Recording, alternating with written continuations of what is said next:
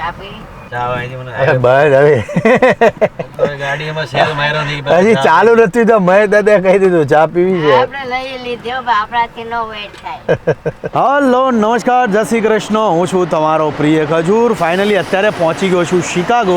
1 મહિનો રહેવાનો છું USA. અહીંયાથી 6 કલાકની ડ્રાઈવ છે. બાય કાર ડ્રાઈવ જાઉં છું. તરુણ ગાડી ચલાવવાનો છે ને બધી જ વસ્તુ કહીશ કે ભાઈ શા માટે USA આવ્યો છું અને કેટલું રોકાવાનું છું.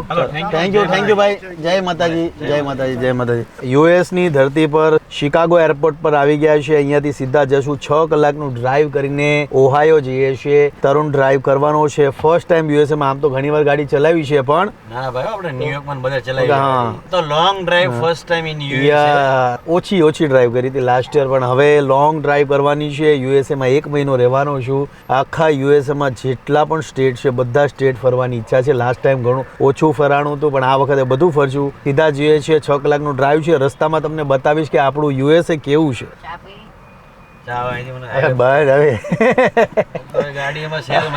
હજી ચાલુ નથી તો મેં દાદા કહી દીધું ચા પીવી છે.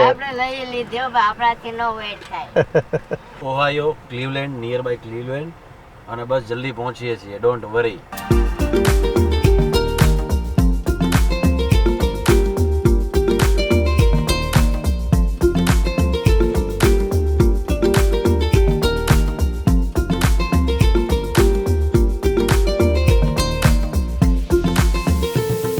હેલો ગાઈસ, તો શિકાગોમાં તમને એક્સપ્લેન કરવાનો બહુ વધારે મને મોકો ન મળ્યો. બહુ જલ્દી હતી અને આજે શિકાગો એરપોર્ટ પર ઇમિગ્રેશનમાં બહુ જ ભીડ હતી. પણ જે ગુજરાતીઓ ઇન્ડિયાથી શિકાગો આવે છે, અમેરિકા ફરવા માટે આવે છે ટુરિસ્ટ વિઝા પર, તો ખાસ બધા ગુજરાતીઓને વિનંતી કરું છું કે ભાઈ તમે જ્યારે પણ આવો છો તો પ્રોપર પ્રિપેર થઈને આવો. મારી સામે 2-3 ગુજરાતી પરિવારને પાછા રિટર્ન મોકલી દીધા. રિટર્ન મોકલવાનું કારણ એક જ હતું કે એક પરિવારને એવું પૂછ્યું કે ભાઈ તમે શા માટે જાઓ છો અમેરિકા, તો એમને એ કહેવાની જરૂર હતી કે ભાઈ અમે ફરવા જઈએ છીએ, ફરીને 2-4 જગ્યા પર ફરશું ને જતા રહીશું. એમણે એવું કીધું કે ભાઈ અમે અમેરિકા જઈએ છીએ, ત્યાં થોડું ઘણું ફરશું ને પછી 2-3 સ્ટોરમાં ઇન્વેસ્ટ કરવું છે અને 2-3 પ્રોપર્ટી લેવી છે. એટલે સ્વાભાવિક વાત છે, તમે ટુરિસ્ટમાં જતા હોય તો આ બધી વસ્તુ નથી ચાલતી.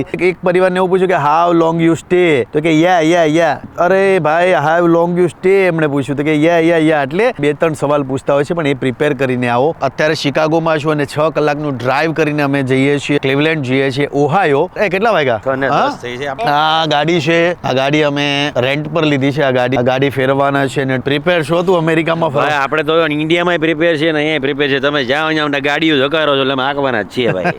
મને રસ્તામાં થોડું એવું કીધું ભાઈ તમારે ઇન્ડિયામાં મારે ગાડી ચલાવવાની ને અહીંયા ગાડી ચલાવવાની, પણ હવે જેનું જે કામ છે એ તો કરવું જ પડે. મહેશ દાદા અત્યારે ફોટોગ્રાફી કરે છે. સુરતથી 9 કટાસ લીધી.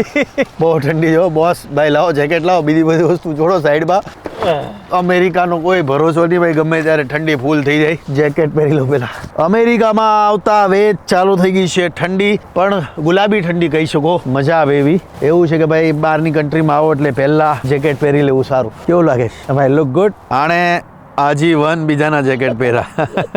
અત્યારે મારું જેકેટ પહેરીને બેઠા ભાઈ. મારે હર વખતે જેકેટ લેવાનું રહી જાય બીકોઝ મારી સાઈઝનું અમદાવાદમાં નહોતું મળ્યું.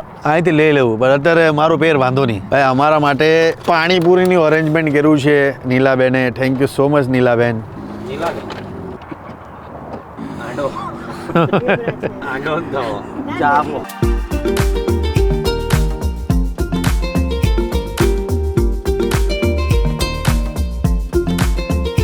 ચા પીવે છે મહેશ દાદા અને તરુણ ભાઈ. અંદર ઓલા મોલમાં આંટો મારો. એક આંટો મારો દાદા. આવું છે એક આંટો મારીએ. અમેરિકામાં આવો એટલે રૂલ્સ એન્ડ રેગ્યુલેશનમાં વધારે બિલીવ કરે છે. ટ્રાફિકના નિયમોનું પાલન વધારે થાય છે. પણ વાત જ્યારે કેમેરાની આવે ત્યારે તો હું ક્યારેય કોઈ જાતની પરમિશન લેવામાં માનું છું. દુનિયાની ગમે કન્ટ્રીમાં જાઓ, થેપલા ઉર્ફ ઢેબરા વગર જીવન નકામું છે. 6 કલાક ડ્રાઈવ કરીને જઈએ. પહેલા આ લોકો ચા પીવે છે અને હું ખાઉં છું થેપલા.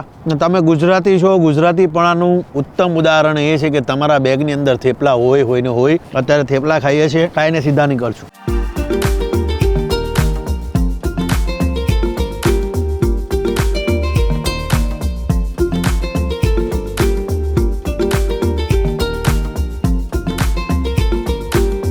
મેકડોનલ્ડ્સમાં જઈએ છીએ. રેસ્ટરૂમ. થાકી ગયા હતા બધા. રાતનો માહોલ છે, તમને કોઈ પણ પબ્લિક જોવા નહીં મળે. વાગ્યા છે રાતના 11. આમ તો જનરલી બહાર ન નીકળવું જોઈએ. એ લોક બેરો ને હવે ઓલી બાદથી જવાનું છે તો એ બંધ છે હવે. હવે ક્યાં જઈ બધું બંધ છે ભાઈ ઓય હારે હાલ ને ફોન એમ બાર ગાઈડમાં બીજું એક ખાસ જેટલા પણ ગુજરાતીઓ અમેરિકામાં છે મારી કરતા વધારે તમને ખબર હશે પણ મોસ્ટલી અવારનવાર ઘટનાઓ એવી બનતી હોય છે એટલે રાતે એકલા રખડવાનું ટાળવું જે વિદ્યાર્થીઓ છે એની વાત કરું છું જે નવા ભણવા આવે છે બીજું ફોન બહાર કાઢીને ફરવું નહીં આ બધી અમુક વસ્તુનું ખાસ ધ્યાન રાખવું ગાડીમાં બેસી જઈએ બધું બંધ છે રાતના 11 વાગ્યા છે એટલે બેહો ઓહાયો જતા મેકડોનલ્ડ્સ રસ્તામાં બંધ હતું રાતના વાગ્યા છે 12 ઓલમોસ્ટ બધી વસ્તુ ક્લોઝ છે આ એક ટાકો બેલ મેળવ્યું છે તો ટાકો બેલમાં જઈએ છીએ મોસ્ટલી ઓર્ડર કરીએ જ્યારે યુએસમાં આવું છું એટલે ટાકો બેલમાં કંઈ ને કંઈ ખાઉં છું ચલુપા એન્ડ ચીઝી પોટેટો. ચલોપા મંગાવીએ છીએ અને બીજું ચીઝી પોટેટો. આમાં તમારે જે બી ઓર્ડર કરવું હોય એ તમે આવી રીતના કરી શકો ઓનલાઈન શું લેવું છે આપણે એટલે આવી રીતના ઓર્ડર થાય ભાઈ અમેરિકામાં આ છે ટાકો બેલ અને ટાકો બેલના રોડ પર હું કે બોલ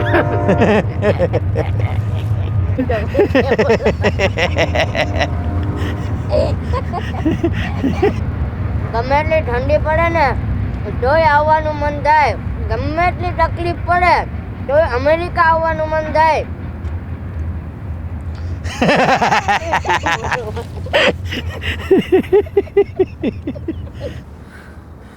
હા બે મેક્સિકન હું જોઈશ ગાર્બેજ એટલે મને આપ દે જા તું ગાડી બે Excuse me, dustbin, garbage. Yeah. Okay. Thank you.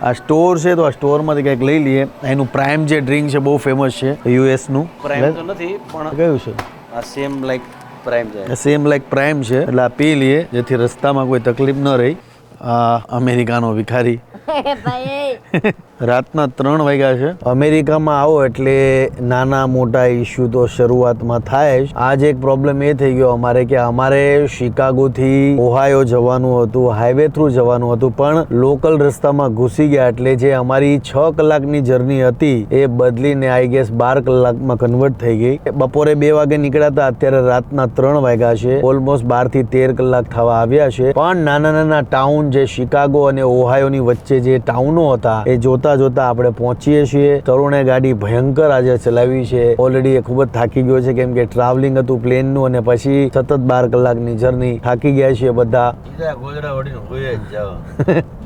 સીધા જઈએ છીએ આપણે નોર્વોક નાનું ટાઉન છે અને ગોદડા ઓઢીને સીધા સુઈ જ જવાનું છે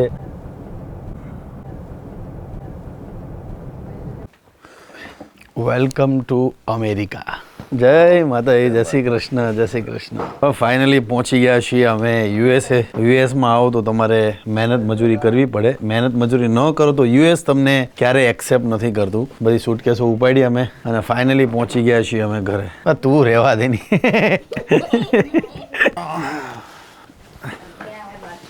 તો ફાઇનલી પહોંચી ગયા છીએ અમે નોર્વોક આમ તો ઓહાયોમાં આવેલું એક આ નાનું ટાઉન છે નોર્વોક ત્યાં પહોંચી ગયા છીએ અમે આ બ્યુટીફુલ હાઉસ છે તમે જોયું બાકીની જેટલી અપડેટ છે કાલે તમને આપીશ બહુ થાકી ગયા છીએ એટલે આજ માટે આટલું જ છે મળે છે પાછા અમારી યુએસની જે જર્ની છે તમને બતાવતો રહીશ યુએસ એ અદ્ભુત કન્ટ્રી છે અને હર એક વ્યક્તિએ પોતાના જીવનમાં એક વખત તો અમેરિકા આવવું જોઈએ તો આજ માટે આટલું છે મળે છે આપણે જય માતાજી જય શ્રી કૃષ્ણ રોજ વ્લોગ ચાલુ રહેશે એટલે તમને ડેઈલી અપડેટ આપતો રહીશ અને વ્લોગ પણ અપલોડ કરતો રહીશ જય માતાજી જય શ્રી કૃષ્ણ